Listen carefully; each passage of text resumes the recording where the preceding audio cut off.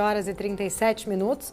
A gente recebe agora o Victor Webb, gestor de renda variável da EQI Asset. Bem-vindo, Victor. Prazer falar contigo. Obrigada pela presença. Bom dia, obrigado a vocês. Obrigada. Vitor, começando aqui, né, queria entender um pouco da tua leitura. O mercado hoje parece estar um pouco mais avesso ali ao risco, mas no mês tem uma alta de quase 4%. Como que você está avaliando o cenário para a nossa bolsa neste momento, em que, né, a gente está ali vivendo, né, um momento ainda de bastante forte ali, talvez visão, né, sobre o corte de juros nos Estados Unidos. Isso pode trazer o fluxo de volta aqui para o nosso mercado, mas o doméstico ainda está com pontos ali de interrogação com relação ao doméstico. Como que você está vendo? Sem dúvida. A gente viu nas últimas semanas um certo alívio do mercado, né? Uma alta de aproximadamente 10%, de modo geral, olhando principalmente para o Ibovespa, mas ainda com bastante ruído, principalmente do lado do macroeconômico aqui doméstico, né? A gente tem uma expectativa de que tenha uma queda de juros nos Estados Unidos no final do ano, duas quedas no caso, e aqui deve ter uma manutenção de juros pelo menos até o ano que vem. De um modo geral, como a gente já vinha acompanhando o nível bastante depreciado dos ativos domésticos, a gente ainda acredita que tem bastante espaço de valorização, principalmente porque no andar dos resultados operacionais das empresas, a gente tem percebido evoluções aqui no Brasil importantes, né? Inclusive, né, olhando ali um pouco, né, para todo este cenário, até que ponto você vê ali se o mercado já precificou esse movimento doméstico? Acredita que ainda tem espaço para esse otimismo ali maior, caso, né, de fato, olhando aqui para o interno, caso o governo traga mesmo ali um contingenciamento também dentro do esperado? A gente vê com bons olhos ainda que tem bastante oportunidade. Acho que, de modo geral, se a gente colocar um pouco essas discussões de curto prazo, que são importantes, mas elas também não são de hoje que acontecem, a gente está vivendo um mercado de ativos de risco no Brasil com um prêmio bastante alto ainda, né? Tanto pelo histórico quanto do nível de retorno exigido acima de um retorno de renda fixa livre de risco brasileiro. Então, dito isso, e com algumas oportunidades de empresas que a gente acompanha há muito tempo, principalmente líderes nos seus setores, nesse ambiente de negócios no Brasil, que não é, de certa forma, tão fácil assim, mas e que, como consequência, traz um nível de excelência de gestão de empresas muito bom, bastante oportuno. Então, a gente acredita, assim, que tem bastante espaço de valorização de alguns ativos. Claro que é um momento que tem que ter uma seleção desses ativos bastante técnica, né? A gente tem que saber bem acompanhar como está a evolução estratégica das empresas e também requer um certo nível de paciência, porque não é da noite para o dia que as coisas são refletidas no preço dos ativos, né? Vitor, muito bom dia para você. Felipe Nascimento falando agora.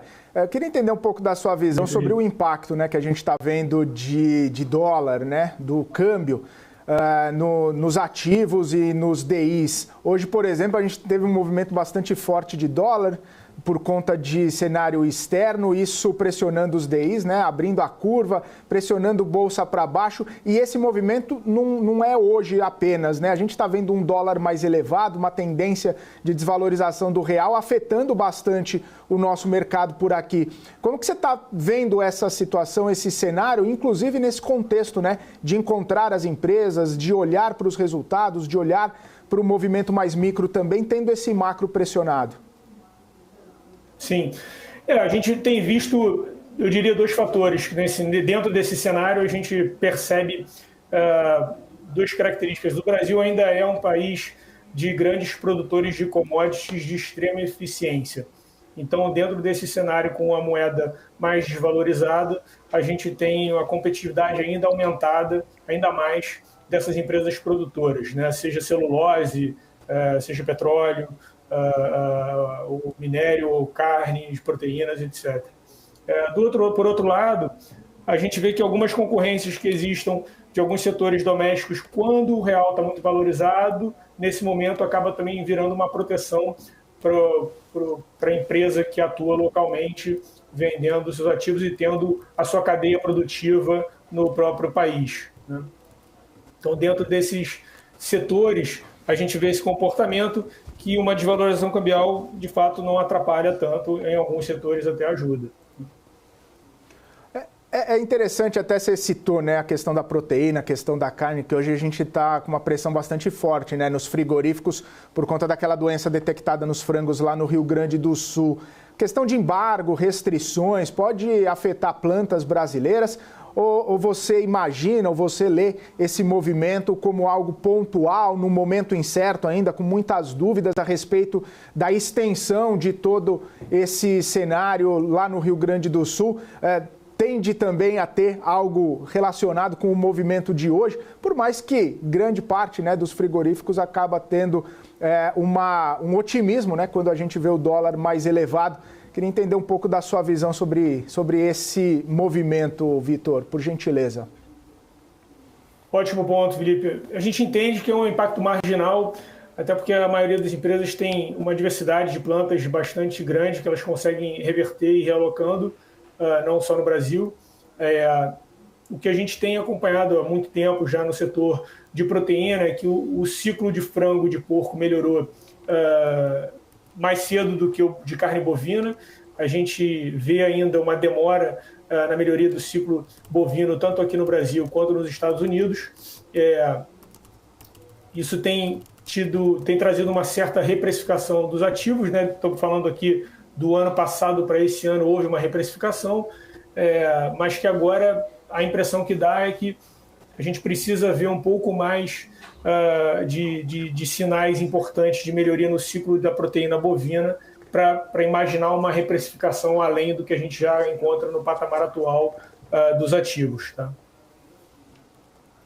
Ô, Vitor, inclusive estamos aí às vésperas, né, da temporada de resultados, algumas prévias operacionais, principalmente também construtoras, acabaram já trazendo, né, a gente viu que trouxeram essas prévias um pouco mais de ânimo para as empresas, diferente de Vale, que acabou ali, né, aumentou a produção, mas o preço do minério acabou pressionando bastante os números. O que a gente pode esperar desta temporada?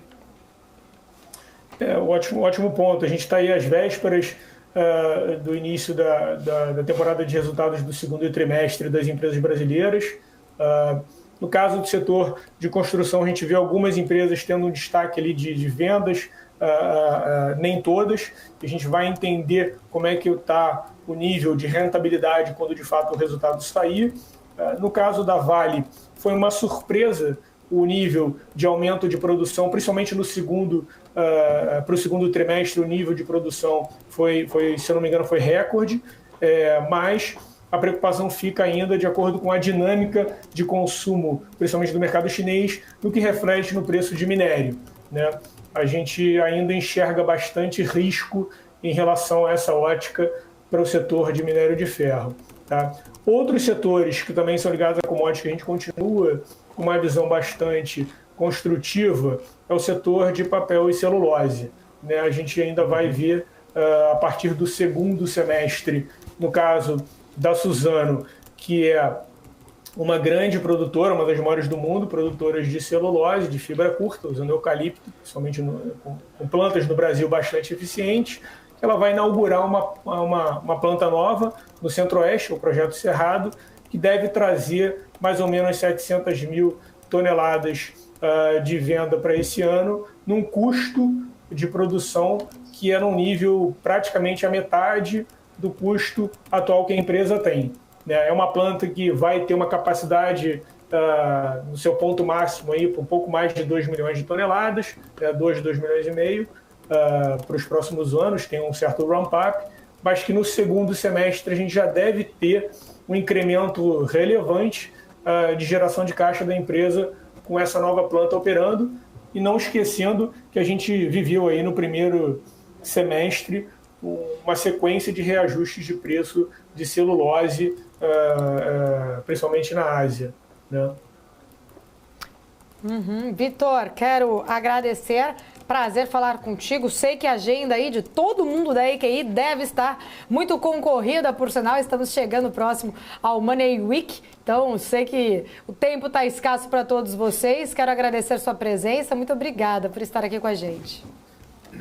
Maravilha. Eu que agradeço. Obrigado, estamos à disposição. Bom dia. Obrigada. Até mais. Victor Webb, gestor de renda variável da EQI Asset. Já que eu falei em Money Week, né? Vou aqui vender o meu peixe do meu painel especificamente, não, brincadeiras à parte, do Money Week como um todo, né? Um grande evento aí que vai debater muitos pontos importantes, todo este cenário, né? Nosso de bolsa de mercado, cenário internacional também, visões de grandes nomes que devem passar ali ao longo desse grande dia. Você que quiser saber mais informações, é só acessar moneyweek.com.br e aí aproveita, né? Quem estiver por lá, dá uma passadinha ali nos painéis. Vou conduzir 2 painéis. Será um prazer também poder falar com todos vocês presencialmente, quem sabe. 11h48. Vamos lá, Maurílio Goldner. Vamos sim, Paulo.